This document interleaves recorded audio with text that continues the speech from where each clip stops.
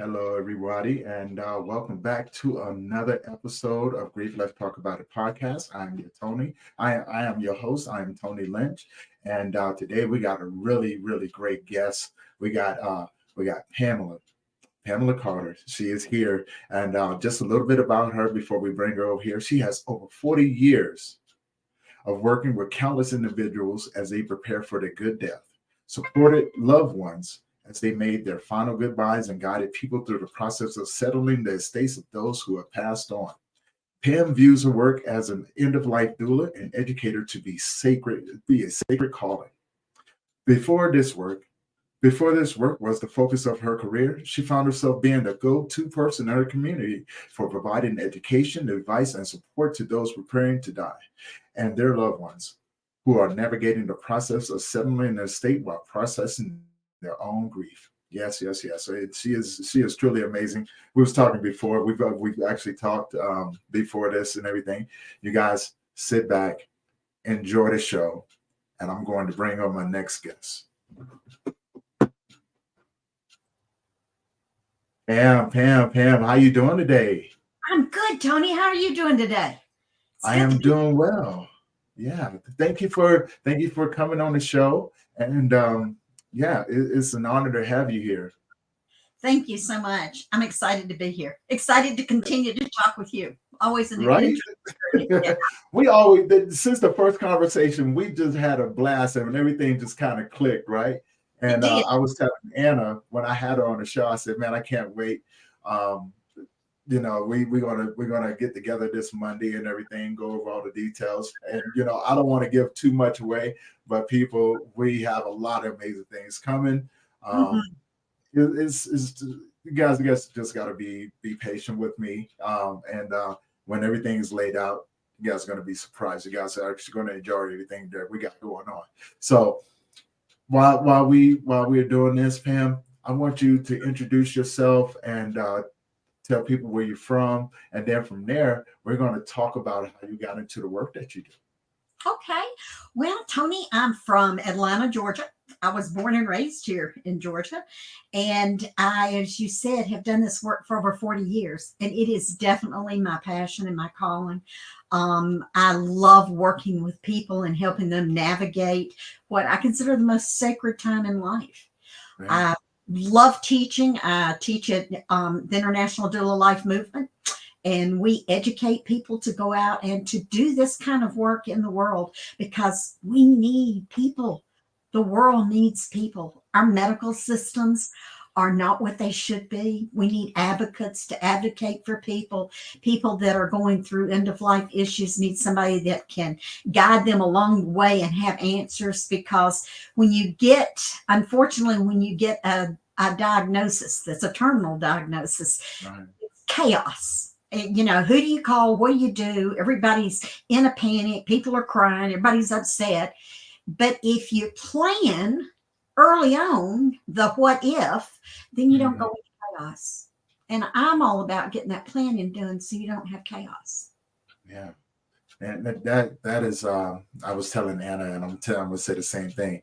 That is a very important part of the process, like when dealing with someone with a terminal illness, the, the anticipatory grief that comes along with it. It's overwhelming, right? And I was sharing this with Anna. I was like, when I had to go through the process of um, finding something for my son, I didn't know where to start, Mhm. right? I didn't know who to go to. Luckily, the church that I was attending at the time, we did the service there. So that was one part of it. We had them cremated because,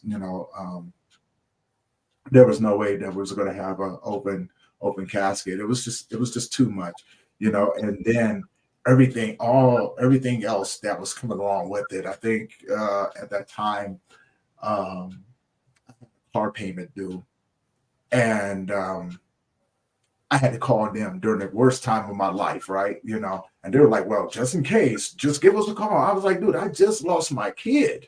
Like, what do you think I'm thinking right now? What I'm saying? Like, I'm going to give you a call, and what I'm saying, all of these things." And when when I heard about the work that you and Anna do, I was like, I wish I had someone to help me along with all of that, man. And just to take off the burden, the stress, and things like that, so I could focus a little bit more on the grieving aspect of it. Even though I wasn't very familiar with the grieving aspect, at least not until later. Yeah. And then you learn about grief the hard way. Yeah, and Yeah. that's exactly what it was. And at that moment, it was just like I just threw my hands in the air. I was like, I am done. I don't want to do this anymore. You Hey, know. Um, Tony, that happens so often. I'll yeah. a personal story. I've done this work for 40 years. And I've walked side by side with other people with families losing loved ones, holding them up, helping to support them, taking care of, making calls like the car payment is due. Well, let me just call for you and Right. explain that there's been, a sudden loss in your family. And so my own father got ill, and this has been going on 12 years ago now. Hmm. And working with people and dealing with grief and talking about, grief comes when you're least expecting it, and you have to work through your grief. So I thought I was all prepared. I Hmm. thought I knew what I was doing. And I was the daughter, I was the sister, I was the mother, I was the grandmother, I was the cousin, I was the niece. I was supporting all those people that make up that core family during my father's illness, because he was the last brother. His sisters and his brothers had all gone. Daddy was the last of his generation. And so I got through, a tumultuous time in my life. I was a daddy's girl, and I Hmm. didn't have support because everybody thought Pam can handle it. And Pam was handling it. Pam did a great job at handling it. But then flash forward, it was almost a year and a half later that I was walking with a daughter on the beach in Panama City and Hmm. totally was taken to my knees with grief. And it was the grief that had been suppressed and pushed down and not dealt with and not talked about. And now it was rearing its ugly head. Right. And so I tell people, when I'm working with them, let's talk about grief. Let's get you support. Let's make sure you have somebody to lean on, that there are family Hmm. members that can come together, and that you have someone like a doula that can sit and listen to you and support you and share that journey with you. Right. Because when suppressed grief raises its head, it's ugly. Mm. Yeah. Yeah. And you know what? Honestly, I didn't even know what that was um, until I got into this work, right? And I could tell you everything that I learned just going through it. Like I didn't even understand it. I just knew, like I kind of followed my instincts Mhm. for the most part, right? Like my body said, do this. I was like, okay, I'm gonna do this. All right. And then, I had the instinct to go and do this and do all these other things. The one thing I never did though was go get therapy. I Yeah. never, because I guess for me, I was very specific in what I was looking for, Hmm. right? I was looking for a support group with men. Because for one, I didn't know what I was going through, right? I didn't know. I wanted to surround myself with other men that was going through something similar so I can learn from them. Absolutely. And yeah, and because I knew that for one, I was going to be more comfortable being around other men and Mhm. not feel like I was being judged, because I always had the concept, if I'm around other men who are experiencing similar things, then they can't take what I say and use it against me and try to hurt me. Because for Mhm. one, I did have that happen, right? I Mhm. sure did. I had someone take what I was going through and pretty much their words were two words to me was after 6 months, you should be over it by now. Oh, Don't I you hate think? that. How long are you gonna be? Oh yeah. And I was Oh, like, and I looked at that person and I was like, you know what? I think this conversation is over. I don't want to talk to you anymore. Um, grief doesn't have a timeline, Tony. Grief doesn't have a no. timeline. Nobody grieves. The way I grieve is different from the way you grieve. And the way you grieve is different from the guy down Mhm. the street or the woman next door or, the guy that you Right. meet at church. Everybody has a different way of grieving, and no timeline is on grief. I really get upset when I've worked with families and then I've had somebody call me and go, so and so said I need to get over it. And I'm like, get over what? You don't get over Yeah. grief. You learn to live with grief. Grief takes up Right. residence, and you learn to be together, and you learn how to Yeah. navigate those waters. When people say, oh, it'll be fine in 6 months, it's like, who are you kidding? That's a Right. joke. Not. I mean, again, talking about my father's been gone for nearly 12 years. If I get really into a deep conversation, I go right back down that grief wall because I miss him and I'm never going to stop missing. I was Yeah. very close to a grandfather, and it's the same thing when I think about my granddaddy. I can sit and bawl my eyes out as if somebody just told me he died this morning because Yes. of the emotions and the love and the compassion. And grief sometimes is not, to me, I don't look at grief as being a sad, um, depressing situation, because grief is brought up by the memories that we have and the joy that Exactly. we Yes. feel. And so it's like when I said you learn to live with grief, at first it is that gut wrenching feeling.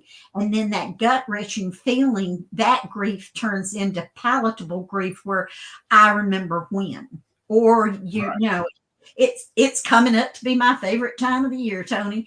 And the Christmas season takes me back to my childhood, takes me back to some of my fondest memories. And in those memories, Mm. there's grief, but that grief Yes. has changed and it's in a different evolution today than it was the day that it happened. And, I don't mind saying I'm in the latter half of my life. And so the grief that I feel today is different than the grief I felt when I was in my 50s or 40s. And I know Mhm. that grief will be different when I get to the end of my 70s or into my 80s, because it changes, it morphs with you as you grow. Yes, and I love that you said that because it is absolutely true.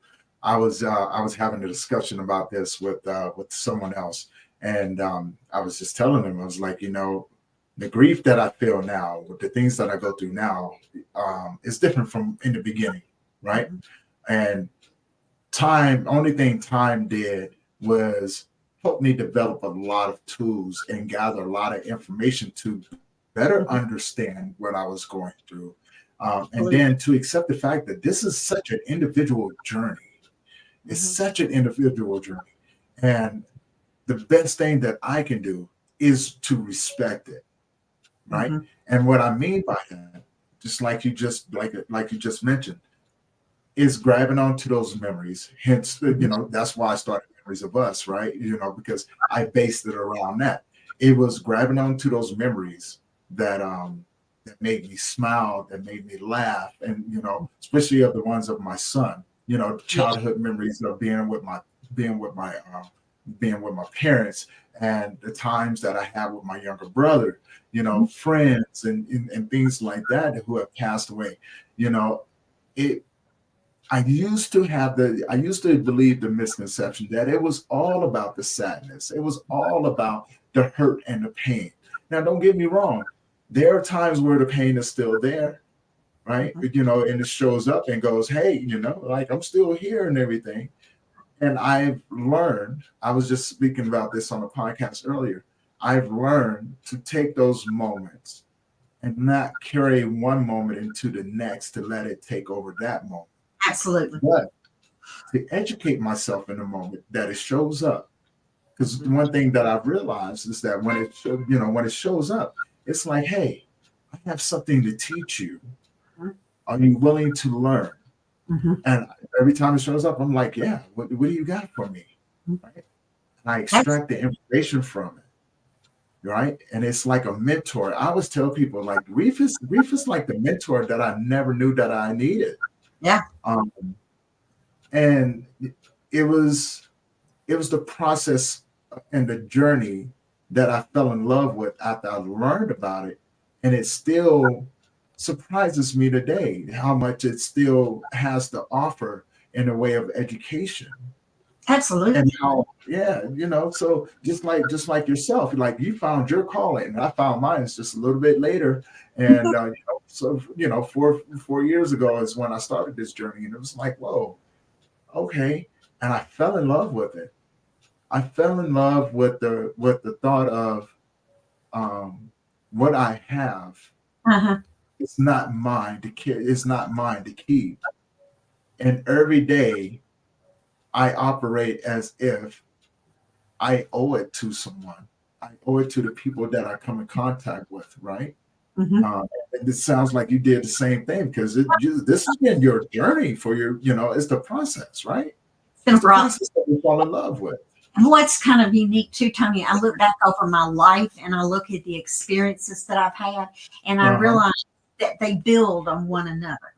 And Right. so Yes. Yes. it's brought me to this one, and this one brought me to that one, and that one brought me to the next one.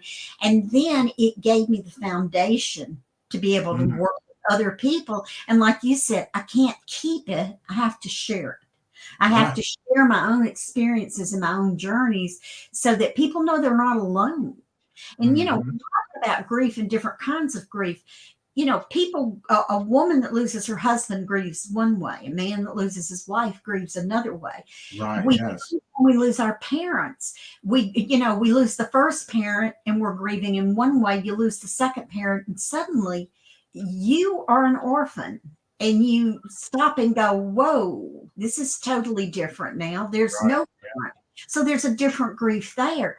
And then unfortunately, and literally my heart breaks for you, because as parents we never expect that ultimate grief of losing a child.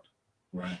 So we never, and we when and this is one of the things I always think about when I'm working with a family, and I don't care if that child is 6 months old, 6 years old, 16, or 60. If the parent is surviving, it is the loss of their child. And they're Exactly. losing not only their child, they lose their hopes, their dreams, the mystical things that come with watching that life grow and thrive. And Right. so it affects you on multiple levels, not just on the loss of the physical person, but on Right. the loss of so many other avenues in life. And people, in my opinion, do not give enough homage or credit to those that walk that journey. I think that as every grief has a different pathway, you have to learn how to walk those paths. And when you work with, Yes. you've got to be, I'm not a grief counselor. And I tell people all the time, I can talk to you about grief because I've experienced it and lived with it, but I'm not Right. a counselor. And I believe that being in grief groups and with counselors is so healthy, because then you're with people that are experiencing the same like minded situation. And everybody grows by sharing and being part of one conversation. At the school we have a grief instructor, and we do grief talks where we support our doulas, because as a doula we experience a lot of grief on a different level. you Yes. know we come in and work with a family, and most often you bond with that family. And then when you lose that person that you are supporting the family with, they've lost a loved one. You've lost a good friend generally at this point. And so Mhm. you have a different type of grief that you experience. So doulas need someone to talk to, just like everybody else does. Yes, we do. But yes, you do. I am soon to be one. I was talking with Anna about that. I said I'm ready to get my certification to be And a we need doula. you. Uh, We need more I'm men. on my way. I am on my way. Look, when you guys told me about that, I had been something on my heart for a while now, right? Mhm. And I just didn't know how to go about doing it. So I was looking at all of these different institutes that offered the certification, and I was like, okay, this one's $4,000, this one's $5,200, and I was like, well, I can't afford that right now. But it's always been at the back of my mind. I was like, eventually I am going to get that certification. Um, and the reason being, during the time of COVID, um, I spent I spent a lot of times with families sitting outside Uh-huh. while their loved ones was inside passing away and they couldn't be there. And there was something about being able to be there with them to offer some sort of comfort, and things like that, that just it just made me feel good, And I tell people this: look, the work that we do is so gratifying, but I do it because it makes me feel good. And I always often feel guilty after I say that, because it's like it's so selfish, right? It's so Tony, I know exactly how you feel because as I tell people, because I go out and I speak to groups and I Mhm. talk with different people, and I always say what I'm fixing to say is a very selfish comment, Yeah, but I would work with someone at end of life at bedside all day long because yeah, it is the most sacred time in life. It is the most beautiful experience to share that journey with someone. And mm, it gives, and this is going to sound so strange, but it really gives purpose to life because you're honoring a life. You're honoring that yes, person's entire journey. And yes, it is such a sacred time for families. I mean, these are precious moments that we can't get back. You yeah, know, if you take a test and you're in school and you fail, you can retake it. If you go to college and you decide you flunk out, you can get another course. We only get one shot at the end of life. We get one that's shot at being born. So whatever our birth experience was, if our mother was, into to all the doula support and the breathing and the exercise, and she's doing all the natural things, you probably had a very easy birth. hmm Most of us, like myself, came into the world, got my rear end spanked. Welcome to the world. Um, you don't get a do over. And so This is true. when someone's looking at the end of their life, we plan everything. We plan everything. We plan our children. You planned to have me on this show today. I planned to be here. I Yeah, planned for, what's coming next. All of us are in the planning stages because we are at the end of the year. So there's family gatherings and there's, everybody's traveling and all the things that encompass the month of November and December. You don't right. just go to the airport and stand there and wait for somebody to push you onto a plane. You plan. Yes, Have to plan for your end of life. You have to plan for how you're going to have your loved ones taken care of, how you can make it easier for them, and hmm how they can make it easier for you. Because just like being born is work, dying is work. But for yes. some reason, nobody wants to talk about it. I met someone recently and I was talking to them and they said, I'm not worried about it. I'm going to be cremated. My kids can take care of it. And I'm like, oh my gosh, that's so sad. You want to be cremated. Well, do you want to be direct cremated? Do you want a service? Do you want a celebration of life? Do you want loved ones there? Do you want them to say their final goodbyes when you leave the house? What do you want? How do you see this? We get to Right. orchestrate it. And then the same thing with grief. If you prepare for the loss of loved ones and you prepare your loved ones for your loss, you're helping them in their grief stage. hmm Because there's things at the end of life that doulas do that can help families with those final goodbyes. We're not funeral directors by any shade of the imagination, but we can guide families through the process of letting go Right. and symbolism and experience that makes it so much easier for a family to then move into a different stage of grieving Right. rather than be thrust into it like a head-on car collision. And I see, I understand that. And I was telling someone, Yeah, because we did have this conversation, and they go, they asked me, they say, when you go, um, what does that look like for you? And I looked at them. I said, you know what? Honestly, to be truly honest with you, I'm going to be at peace. Mm-hmm. So, and what I'm about to say has nothing to do with anyone. This is just for me, right? And I told him, I said, um, eventually, when I buy my land and everything, I have my son's ashes. I am going to plant a tree and put his ashes underneath the tree because just like we always say, how we always feel, we're supposed to outlive our kids. Yes. Unfortunately, my kid passed away. So Yes. I outlived him. He always loved trees. I said, well, that's the one thing that's always going to be around is trees. And it's a living organism. He loved it. I'm going to Mhm. plant it over top of him. I'm going to plant that tree over top of his ashes and let him live through that tree. He always wanted to help people. The tree is going to provide much needed oxygen for someone. It's going to provide much needed fun for some kid out there that wants to climb it and things like that. And I said, when it comes time for me, I'm going to sit underneath that tree Mhm. and I'm going to remember everything that all the good times and things like that.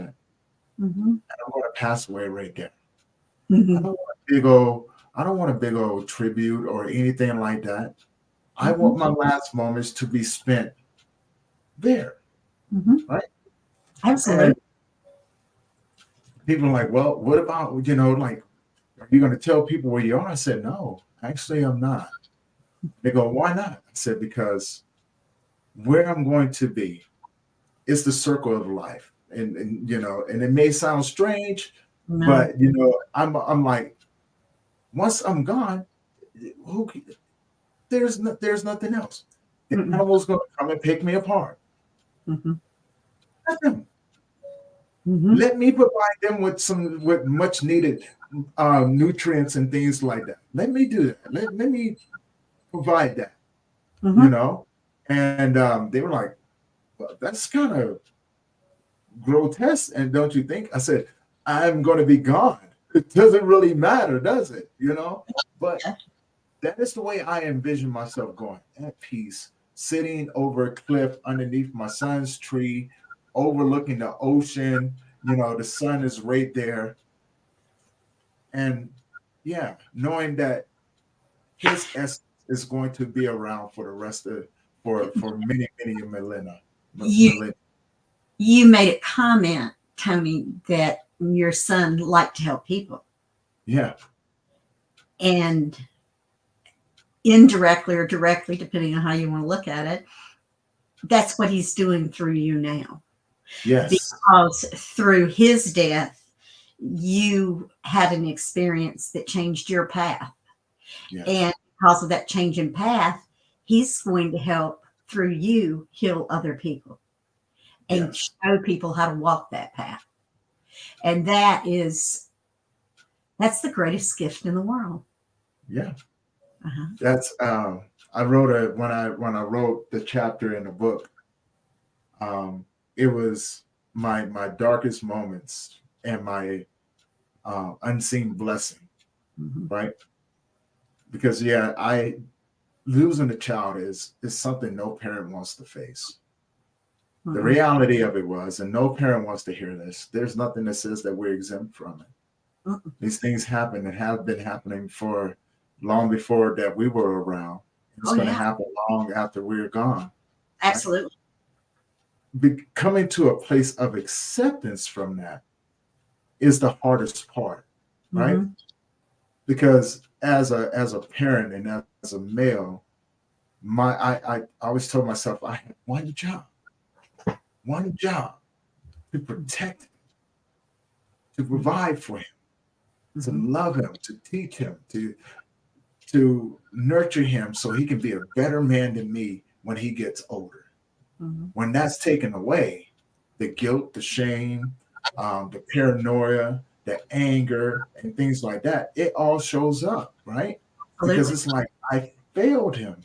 Mhm. And that's what I felt like. I felt like I failed him. I couldn't do that one simple job. Mhm. That one simple job. I couldn't do it. Mhm. And I beat myself up so much, Mhm. going through the process and getting to the place now that I'm at. I look at it, there was a lot of forgiveness that I had to give, Mhm. right? A lot of patience that I had to develop. And then came the sense of the gratitude. Hey, you know what? I had 8 years. There's people out there that don't even get that. Yep. And it humbled me and filled my heart with gratitude. Mhm. Then the education came, and then the process changed, and then I changed with the process, because that was part of it, right? Your world has changed. I mean, That's you've been with many people at the end of their lives, so you get to see the families, yeah. you know. And what I found, and you can let me know if this is the same thing that you found. What I found, that people were so insistent on holding on to the old them, Yeah. instead of accepting the new world, the new reality that they're now a part of. And that is really hard for a lot of people. They Hmm. keep they keep mentally going to the past Right. instead of forging ahead for the new, because the world will never be that same way again. Oh. The changes that they are experiencing, this is your new reality. Uh, Hmm. I just spoke to a client, because that's the other thing with doulas is our job is not finished when someone passes.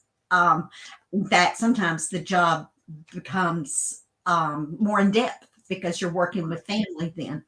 But I just talked to a widow the other day, lost her husband on August the 31st.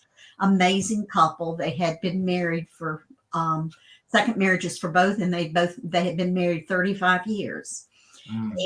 And as he said to her, because I was privileged to sit with them through those final days, it's been a really good ride. It's just not been long enough. And so I spoke to her the other day and I said, "How are you doing?" And she says, "Pam, this is different."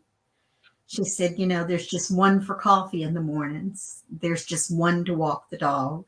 There's just one to buy groceries for." She said, "It's a new reality." And having friends and getting out and socializing and getting back into the world is so important. Right. Important to then build your new norm, to then learn, well, I don't have to buy two of this, I only have to buy one, or I'm not going to buy this because that person's not present. And I teach a class called 365, which is a year-long study in your mortality. And Mm. we use a book that is a grief journal. And there is an exercise in that book that talks about what's some of the hardest things for you to do. Hmm. And surprisingly enough, it's things like going to the grocery store or going to the movies Yeah. or going to shop for a holiday and not having somebody to run that birthday present by or whatever that event is. Yeah. Um, and so these are the new realities that we have to learn to live with. To learn to go into a restaurant. And of course, a lot of people have never ate by themselves, but to learn to go That's into a true. restaurant and, sit down at a table and not feel like the world's looking at you because you're by yourself. What's wrong with Hmm. it? This Yeah. is your reality. And you have to build your new reality to work for you. And what you're doing, Tony, working with men, men need a lot of help. Uh, Yes. women, we have our gaggles. We have our little hen house where we all get together and we do wine or we go out and eat lunch, and we do things that men don't typically do. Now, men will go play golf, but they're not going Yep. to talk about their grief at the golf course. Men will go shoot pool, but they're not going to be talking about grief around the pool table. No. So women will come together and go shopping and talk about it, or go to the movies and talk. We openly talk where men don't, they suppress it. And to Well, me, that's one of the beauties of what you do and what you're going to do as a doula, because men need that support. right, And you see it, you know, men grieve in different ways than women do. And men have needs that women have friends that may meet, right, where right, we do not have friends that meet those needs. And so for a man, grief can be a very difficult and long journey. And a lot of men that I have met that have not been able to process that grief, they're carrying this. It's almost like a horse carrying an unfair load. They're right, burdened by the grief right. that, and it really, it changes their viewpoint on the world, and they Oh need yeah, somebody to talk to about it. They oh, and they need a man that understands. Hey, I've been there. I've lost a child. I've lost a wife. I've lost, my mom. I've lost my dad. Men need someone that can have that experience and share that experience with them, right, so they know it's okay. There's a book called "It's Okay That You're Not Okay," right. and it's okay. Got that book right over there. It's okay to not be okay. How to carry what can't be fixed. Those are amazing books, You and they're know, by design. I started pondering on this not too long ago, and it was something that dawned on me: the similarity across the board when we talk about men, right? And I asked someone about her significant other. I said, "Have you ever seen him cry?" Mhm, And she goes, "No, mhm, never seen him cry." I mhm. said, "Well, what are some of the things that you have seen?" Well, he's angry a lot. Yeah. And it dawned on me, right? And I started laughing. I was like, and she goes, "Well, why are you laughing, Tony?" I said, "What if I told you you've seen your partner cry more times than what you actually see with your eyes, Mhm, or what you actually are um, um, processing in from what you're seeing? Your perception of it, is not right." mhm, Because what do you mean? I said, think about this for a minute. Men, our whole entire lives, we're told to man up. We're told to suppress, not express, and things like that, right? And what is our go-to? Anger, breaking things, things like that, right? yeah. Real Because men, we don't real. want to seem weak. I've always heard real men don't cry, and I always think that's not Real true. men don't cry. My father was a real man. My grandfather was a real man. These men cried. I Yeah, saw them cry. They expressed those emotions, and they didn't yeah, then have the anger that was taken out in other directions. exactly. So what if what you're seeing there is the anger in men is actually the way that we cry, Mhm, mhm. right? Because if Yeah. I express anger, it does a couple of things. It helps me get this off of my chest. Mhm, It gives me a direction to push that pain into, right? mhm, Without you having to judge me for being weak, right? mhm, Because oh man, that he's crazy. That man needs help and things like that. No, actually, he's expressing himself without showing the tears. He's crying. mhm, And I said, what if when you see a man diving into going to work all the time after a loss and things like that, was mhm, his way of saying, I'm depressed. mhm, I'm looking mhm, for a community. I mhm, need someone to understand. Because think about it, right? When you're at work, you have a job description and title, and people can relate to the work that you do. mhm, Hence, community, mhm. right? It's just the That's work community And that's what we're drawing to, because we're wanting someone to say, hey, you know what, things are going to be okay. Yeah. So, and that's where I educate a lot of women when I talk to them about their significant others, their brothers, their cousins, their uncles and grandfathers and things like that, because it's a series of questions that I go through. What are you seeing? Right? It's pretty much the basis around it. And then I go, that's exactly what they're doing. They're grieving. They're expressing their emotions. They're just doing it the best way that they know how. And this is common across the board. Years ago, Tony, I had a real close friend whose mother passed away. And Gary was taught that real men don't cry. And I happened to be with him when he found out that his mother had died. Not only had she died and been gone for a couple of days before they found her. And she had died at home.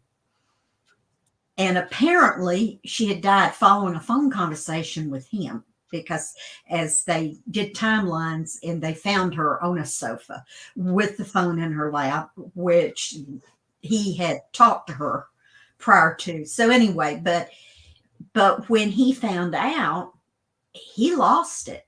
I mean, just did not cry, but instead put his fist through a wall and shattered his hand. And that was his anger, rather than sitting down and crying. It was the anger outburst. That's how he handled that grief, was when he punched that wall. That's how men cry. That's how men cry. That's because then, like I said, I happened to be with him, and it messed his hand up. Then you got to go to the emergency room. You got all these things going on. And here he is, I got to get to my mom, because now I've got to make these final arrangements, because he was an only child on top of all that. Right. So it was just, but that's what he was doing, that was how he cried. And I've seen other men do similar things when they're faced with something, and then they lash out, because they're taught that that's okay. For some reason, it's okay to express because things. It's masculine. It's masculine. It's masculine, right? We're not taught the feminine side of the things that we possess. No. We're taught exactly what you just said. Real men don't cry. Buck up, young blood. You know what I'm saying? Or they go, pick your head up, keep one foot in front of the other. Things like that, right? You know what I'm saying? Oh, it's gonna be all right. Yeah. So, hey man, wipe them tears from your eyes. You know what I'm saying? You're too big to be crying like that. Like, I hate that. I've heard that said to little boys. And when I say little boys, I'm talking about 5, 6 years old. And I have heard my uncles say, you're going to be a man. Men don't cry. I look back over my lifetime and literally could call out the uncles that have said that to their sons, and witness those same boys become men who are now older men, and seeing them stand at funerals where everybody else was expressing through crying and emotion, and they look like stone statues. Yeah, because we have to suck it up. Now, there's a couple reasons for that. I'm gonna bring this comment up here real quick and recognize this comment and say a big thank you, Tony. Thank you. Same name. Thank you for watching, and thank you for sharing this, and thank you for the support as well. And hopefully you're enjoying this. And thank you for the comment, man. Thank you. And we got much more to come, much more. But trying to get back on my train of thought. Oh, but yes, that is so deeply embedded into the masculine nature. And as I was saying before, there's a couple reasons for that, right? Because when we're in services, or you know what I'm saying, we lose someone and we're around the females in our family, Mhm. we as the men feel it's our duty to Mhm. make sure that you're okay, which Mhm. gives us a reason not to address it in that moment. Mhm. I can be angry, but I Mhm. can't cry with you. That's a woman's thing. Yeah. Well, I was going to say, you know, men want to hold you. That the masculinity wants to wrap their arms around you and hold you, and you go ahead, sweetheart, and you crying. It's Yeah, okay. I'm, And I'm that shoulder you need. brokenhearted, and I'm here for you. But women need to learn to turn that table and go, so are you, and I'm here for you. You know, That's it's where we need to have the conversations. it's okay if we hold each other up Right. while we're crying. It's okay if we're both broken in this moment because we need each other's strength. And Hmm. we need to allow, and I'm a firm believer, we need to allow our men to express their emotions. I think that, and it is, comes back to just what we were talking about, Tony. This is why I feel like a lot of men have this pent up anger that sometimes comes out in all the wrong ways. You know, Hmm. somebody ticks somebody off, and so they're, you know, I know back when I was in school, it brought out the fisticuffs, and everybody Oh is like, yeah. and that was the anger that had been boiling, and they didn't have anywhere to put it. Right. So I And think you that's just gave that person a reason. I think it's so important that we talk about these things, and I think it's so important that we turn the tide for the generations we're raising. Right. That we tell a young man when he falls and skins his knees and he starts crying, instead of saying, hey, little boys don't cry. It's okay. We know you're hurt. We know you're sad, whatever the circumstance, and encourage him to have those feelings. There's nothing Hmm. wrong with human emotion. And But the thing is, we live in it, a world where human emotion seems to be a problem. right, it's frowned upon. It's Mhm. definitely frowned upon. The thing is, the thing about it is that, and we saying this, and I'm say it over and over and over again. We need to start having those conversations. You know what I'm Absolutely. saying? When a young male hurts himself, just like I'm gonna use the same thing that you just said right there. When a young man falls down and scrapes his knees and things like that, it is the male that needs to go to him and hug him, right? Mhm. Because it's different when a mother does it. Oh, It's yeah. different when a female does it, right? Because we expect that from you. But Mhm. when a male comes up to his young one, or one of the young ones out there, and hugs him and go, "Hey man, you okay? Mhm. Oh man, it's okay to cry, man. You know, let me help brush you off." What Mhm. that teaches that young male is that it's okay for him to feel this pain.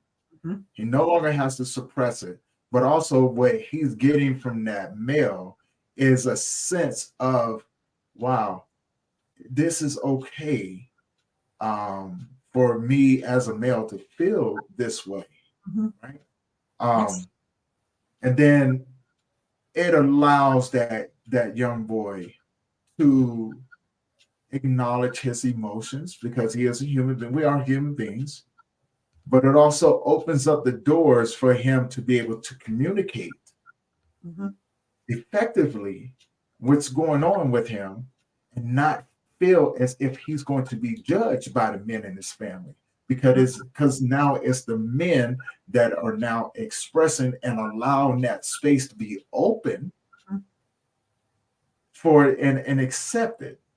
So it's a difference. There's a huge difference. You know, we expect our mothers. That's why when we talk about men, and I ask a lot of females this, grief educators and things like that. They were like, yeah, the men open up and things like that. And I go, I can tell you why.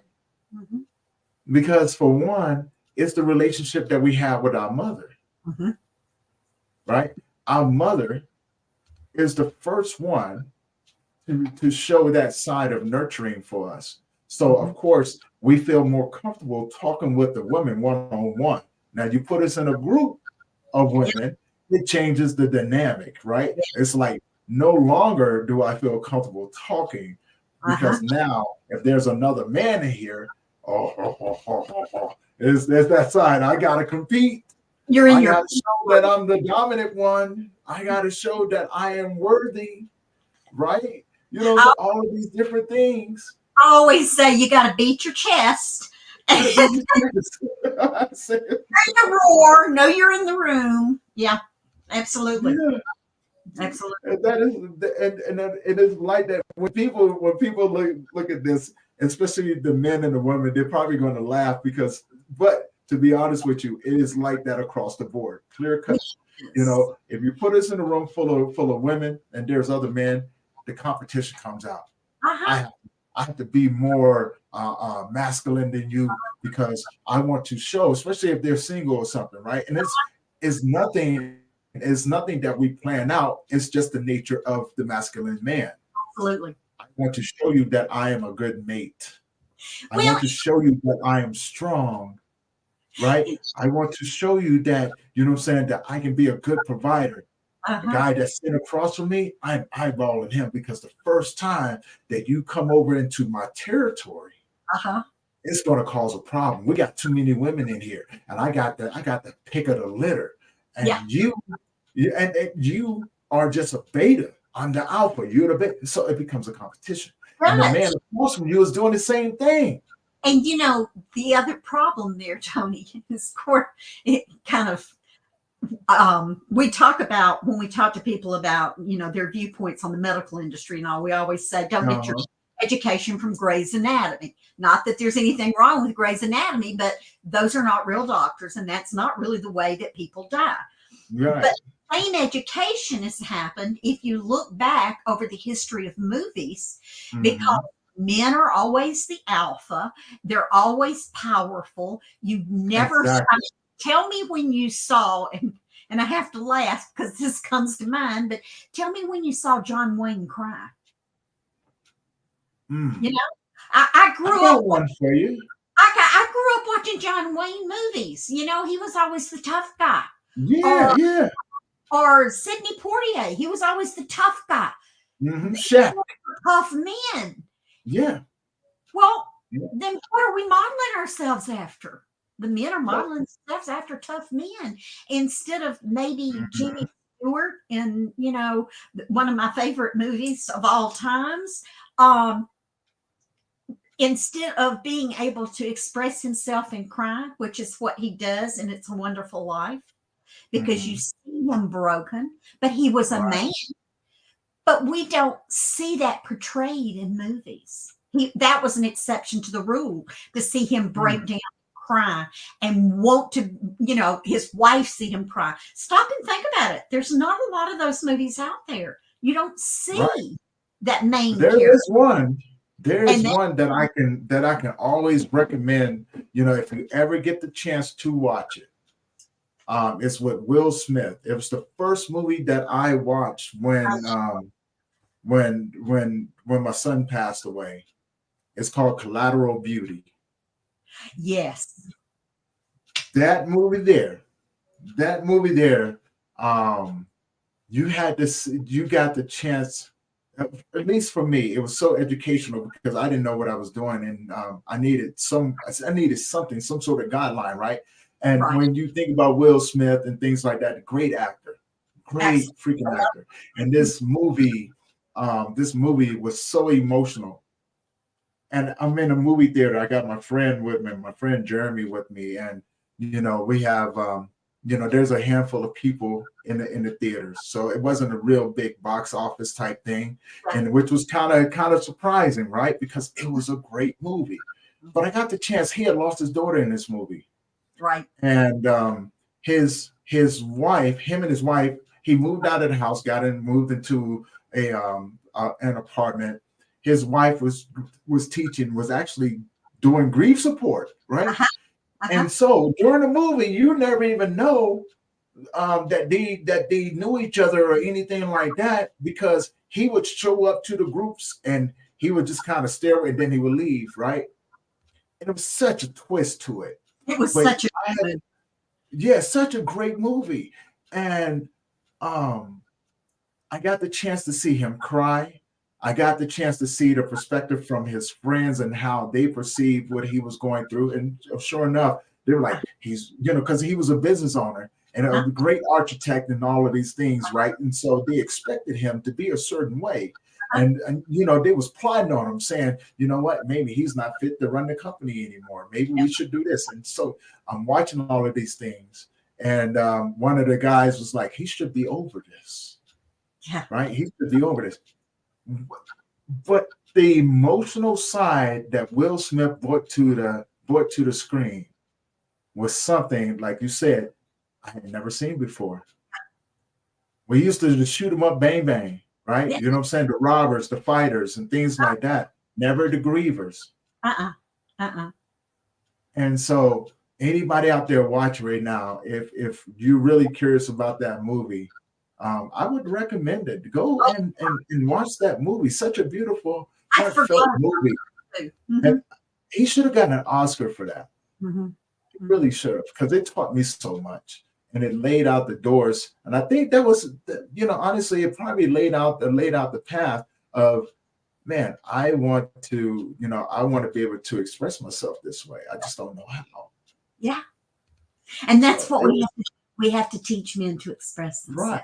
And we got, like I said, we got a lot of work that we're going to do and bring to the table and things like that. And, I'm so excited.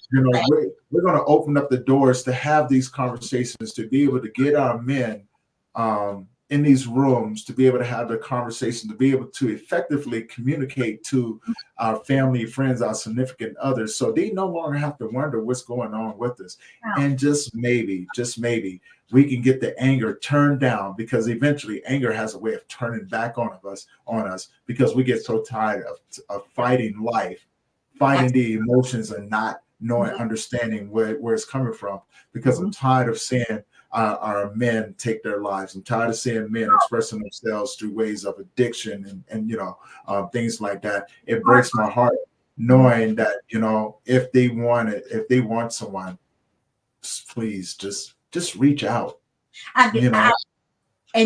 Tony, I have to say, I've known, unfortunately, several instances where men took their lives because of the grief that they were enduring, and didn't have anybody to talk to about it. And then when they take their life, it's too late when you realize what was going on. Right. And nobody should ever be, man, woman, or child, should never be in that circumstance where they feel like there's nobody. There's always There's always that's the job. That's the mission now, right? You know what I'm saying? That's the path that we're set upon, is to reach out to as many people as we possibly can that are in similar situations and going, hey, you're not by yourself. Let me walk with you. If you allow me to walk with you, I promise you that I will not be the person that take what you're going through and turn it around. Because for one, I'm going to share a little bit about me. That way, I want you to feel comfortable and know that I do have some sort of understanding. I may not understand it from your point of view, but I have some sort of understanding about dealing with this sort of loss. Absolutely. So, and I always tell them, if you allow me to walk with you, I'll be the best visitor that you can ever need, because it's not about me. No. It's about you. And I'm going to make sure you know. I wanted to springboard off something you said when we first got started, and you were talking about schools, and you're having looked at schools. And I just want to circle back to that for this very reason, because without getting into too much and spoiling the secret, principal's office, and that principal's Anna, and then she's going to slap my hands. But what I wanted to say here, though, was there are a lot of schools out there. But I think really and truly what sets IDLM apart is this is Anna's passion. She's the founder. Anna Adams founded this out of the passion of wanting to educate. And it's my passion. And our passion is to make sure that we bring people to the front like yourself that can continue the educations, that can continue giving what people need. Because the world has got lots of issues, and we've got so much going on. There's so much grief in the world as we sit here tonight talking. There is grief across the board. Yes. Um, there is world grief that if it did not reach out and touch you personally, you're blessed. The situations that are going on in the world right now, unfortunately, have come home to roost in my own backyard. And so I've Yes. had to do that journey walk with people. And at IDLM, we want to make sure we get the education out there. We want to make sure that we empower people to make the changes in lives. We want to empower more men to do the work Mhm. because we need them. We desperately need them. And this is not a field that, unfortunately, I think has kind of had that attitude. Oh, that's just what women do. No, it's not. Right. It's what humanity does. As human beings, it's our responsibility to be there for each other. And we need everybody working together. Yes. So, when you do look at schools, we are totally different. And it's from our heart that we're doing what we do. It's not from Yes. our pocketbooks. I see. We're gonna open up the doors on that because, like I said, that's my next step is to I be a can't wait. part of that community and Mhm. get that certification because I want to be there. And I do encourage those men, if you have a heart of service and this is something that you want to do, and you don't know where to start, IDLM Mhm. will be the place to go. As you see, if you guys haven't seen Anna's episode, go back and watch that as well. Look, this is Pamela, and they've both been phenomenal. They're both amazing, and they do so much across the board. And yes, we need more men Mhm. to step up because we carry a certain essence about us that can open up the doors to help so many other people. So if you do have a heart of service and this is something that you want to do, take the first step.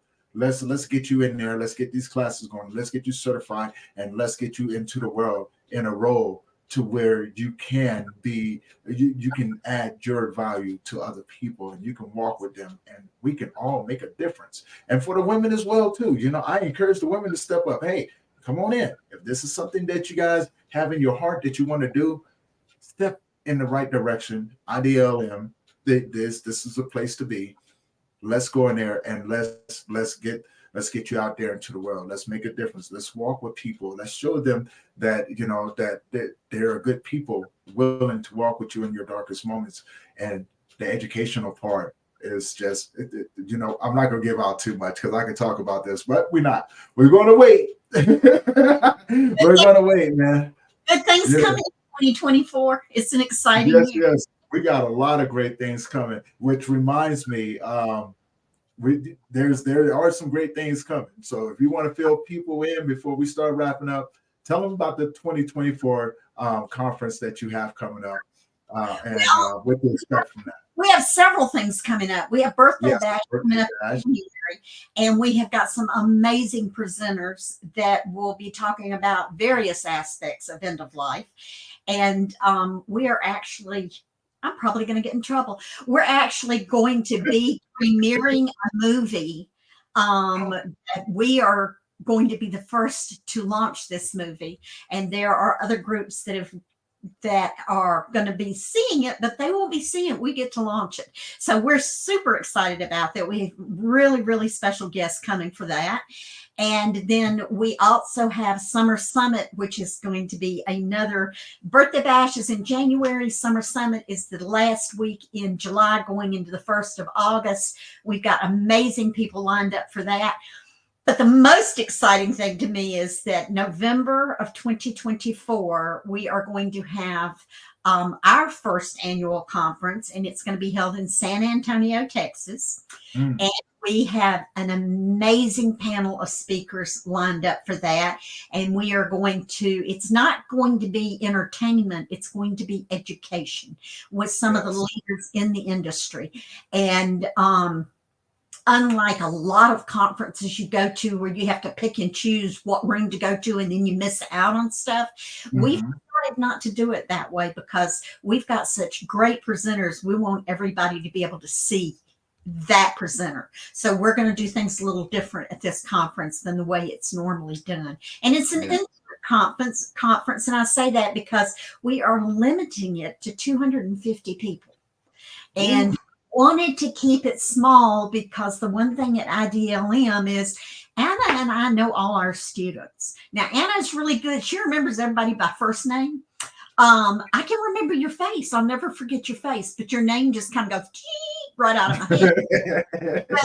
But we pride ourselves on knowing the people that we work with. We pride ourselves on the fact that our students get to know us personally. And if they need to talk to one of us, everybody gets our cell phones. I mean, my phone's laying here. If you called it right now, you wouldn't get an answer because I'm talking to you. But if you left a message, I'd call you right back when this is over. We pride ourselves on that kind of relationship. We're building a community because we're building community within so that the people that are working with us will go out and build their communities, because this is how we're going to change the face of death in America. One community at a time.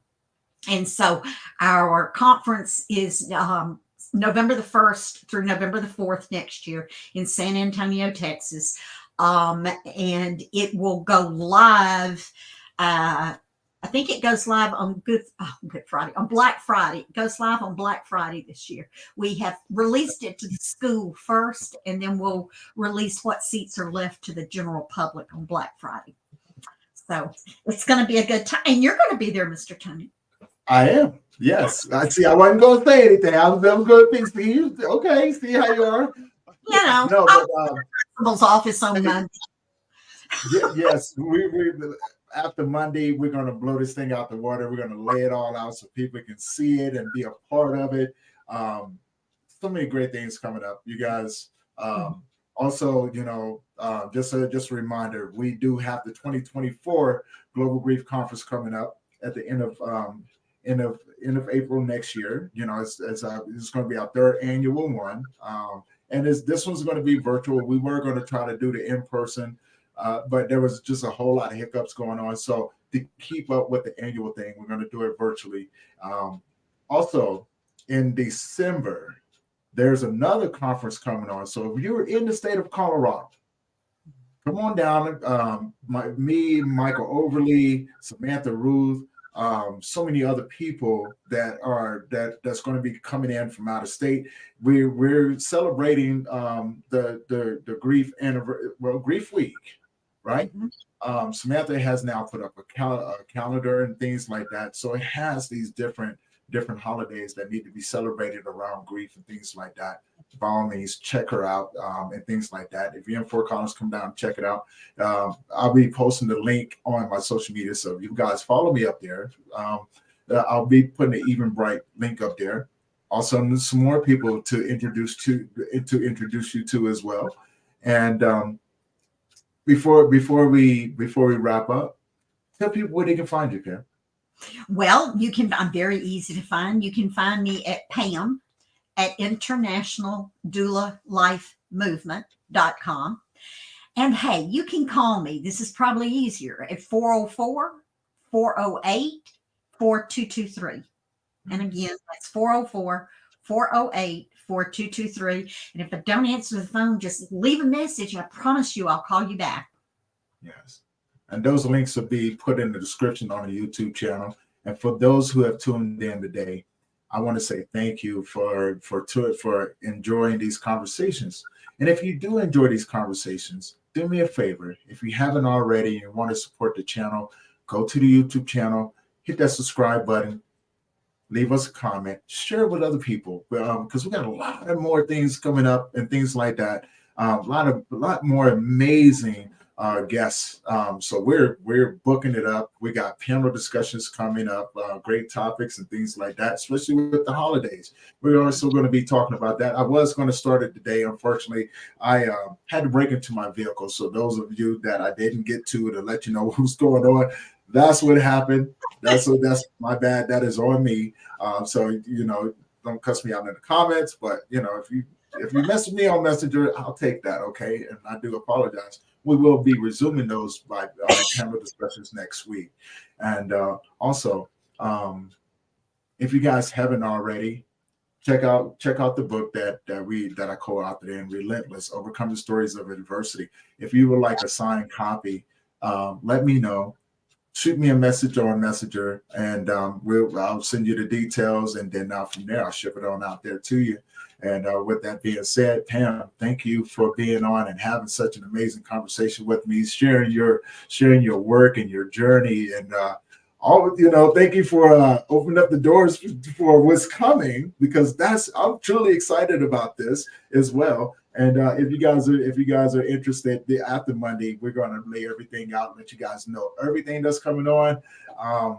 And if you are a grief worker and you're looking for a place to be supported, go check out the Global Grief Network. That is my other nonprofit that I have. It's a place for grief workers like ourselves, mental health practitioners, where we can go and be supported, but also be a part of the communities that we're serving, and things like that. If you want to volunteer your time and things, then let us know, because we're always looking for people that want to serve. So, and with that being said, you guys, thank you for tuning in. Thank you for the love and support. And as always, we love you. Keep your head up, and we'll see you next time. Thanks so much. You're welcome.